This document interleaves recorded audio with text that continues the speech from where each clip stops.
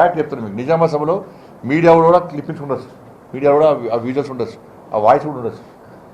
కేసీఆర్ గారు ఢిల్లీ పోయి నరేంద్ర మోడీ గారు కలిసి నా కొడుకును ముఖ్యమంత్రి చేస్తా అని చెప్పి నాకు ఆరోగ్యం బాగలేదని చెప్పానని చెప్పి సాక్షాత్తు దేశ ప్రధానే చెప్పిండు.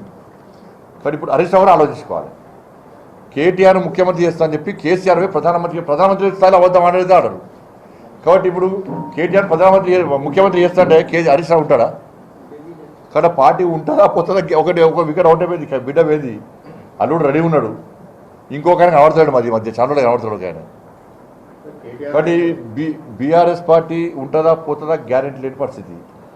కాంగ్రెస్ పార్టీ మీద ప్రజల్లో వ్యతిరేకత ఉంది.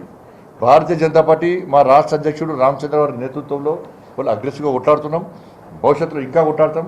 మోడీ గారి బహిరంగ సభ తర్వాత ఇంకా తెలంగాణ రాష్ట్రంలో వాతావరణం మొత్తం భారతీయ జనతా పార్టీ అనుకూలంగా మారేటువంటి పరిస్థితి కూడా ఉంది. ఏమని చేసిండే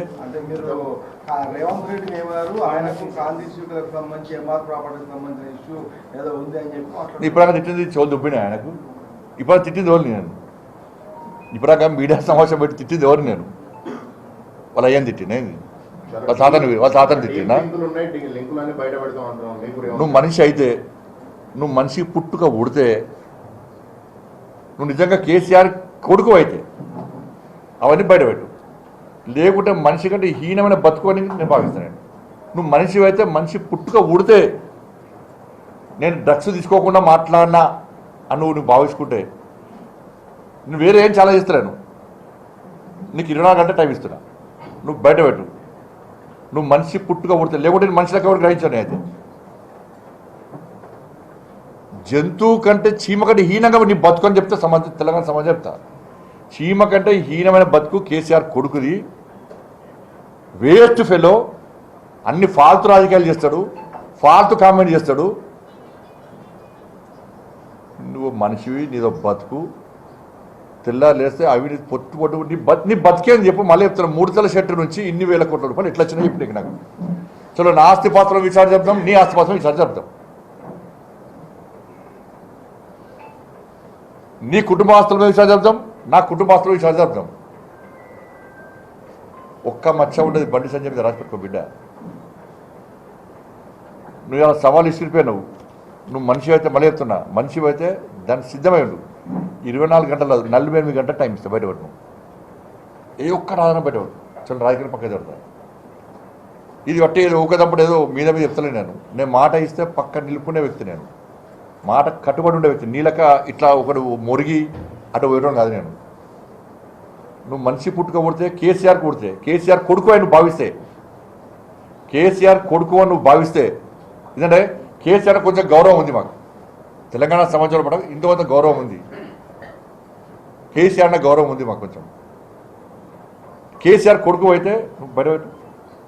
లేకుంటే నీ బతుకు, నీ బిడ్డ నేను బజార్కి ఇస్తాను. నేను నీ సంగతి చెప్తాను. మళ్ళీ నువ్వు మళ్ళీ జోలికి వచ్చినా నీ సంగతి చెప్తాను.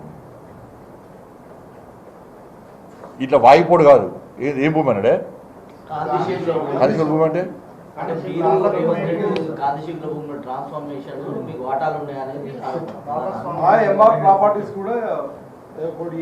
మరి ఏం బిక్తున్నారో భయ్? నాకు అర్థం కాదు. నువ్వు ఏం బిక్తున్నావు చెప్పండి. ఆధార్ బయటపెట్టి రాదు. సంకలం పెట్టుకొని తిరుగుతా అయిపోతుంది. అయింది పెట్టి బయటపెట్టు. బయటపెడతలేవు. డ్రగ్స్ తీసుకొని కానీ ఎండాకాలం కదా డ్రగ్స్ డోస్ ఎక్కువ తీసుకుంటారండి. మధ్య డ్రగ్స్ డోస్ ఎక్కువ తీసుకుంటారు. ఎందుకంటే ఎండకు చెమట పోతూ ఉంటుంది అండి బాగా. డ్రగ్స్ డోస్ ఎక్కువ తీసుకుంటాను, డోస్ ఎక్కువ తీసుకుంటాను. 24 గంటలు బండి సంజయ్ కనబడతాడు. ఫాల్తు రాజకీయాలు లేదు. ఏదంటే నేను ఆధార్ ఉంటే మాట్లాడాలి. ఏదో మాట్లాడిపోతే కాదు. నువ్వు మళ్ళీ నేను ఇది బయట పెట్టేదాకా నిలిచిపెట్టా. ఇది బయట పెట్టేదాకా నిలిచిపెట్టు. నువ్వు పక్క బయట పెట్టాల్సిందే. లేకుంటే సంగతి చెప్తాను నేను. నువ్వు కరీంనగర్కి వస్తే మాత్రం నేను పక్కా అడ్డుకుంటాం. నువ్వు రెడీ చెప్తావు, రెడీ ఎప్పుడు కరీంనగర్ వచ్చినా అడ్డుకుంటాం నేను. నువ్వు నా మీద చేసిన ఆరోపణలు బయట పెట్టే వరకు కూడా కరీంనగర్లో నువ్వు అడుగు పెడితే మా భారతీయ జనతా పార్టీ కార్యకర్తలు పక్కా అడ్డుకుంటాం నేను. లేకుంటే నేను మాట్లాడి తప్పని ఒప్పుకో. నేను మళ్ళీ చెప్తున్నా, పోలీసులు అరెస్ట్ చేస్తారా? నువ్వు హౌస్ అరెస్ట్ చేస్తావా? నువ్వు రేవంత్ రెడ్డి కలిసి మీ ఇద్దరు దోస్తులు కదా. నీ ఫోన్ ట్యాపింగ్ కేసు వేయడవా? నీ ఫామ్ హౌస్ కేసు వేయడవా? ఈ ఫార్ములా కేసు వేయడవా? డ్రగ్స్ కేసు వేయడవా? కాళేశ్వరం కేసు వేయడవా? విద్యుత్ కొనుగోలు కేసు వేయడవా? ఏడవేనే కేసులన్నీ. నువ్వు రేవంత్ రెడ్డి ఏం చేస్తూ ఇద్దరు కలిసి ఏ కేసులో నిన్ను రేవంత్ రెడ్డి అరెస్ట్ చేసిండు? ఏ కేసులో నిష్పక్షపాతంగా విషయాలు చెప్తున్నాడు రేవంత్ రెడ్డి?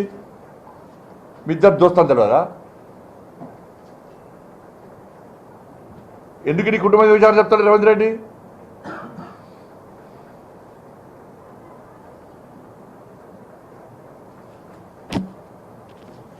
థ్యాంక్ యూ అన్న. రేవంత్ రెడ్డికి ఇండైరెక్ట్ గా మీరు థ్యాంక్స్ చెప్పాలి. ఎక్కడ పోయినా కానీ మీ బీజేపీ గెలుస్తుంది కదా. థ్యాంక్స్ అన్న, నువ్వు చెప్పినందుకు.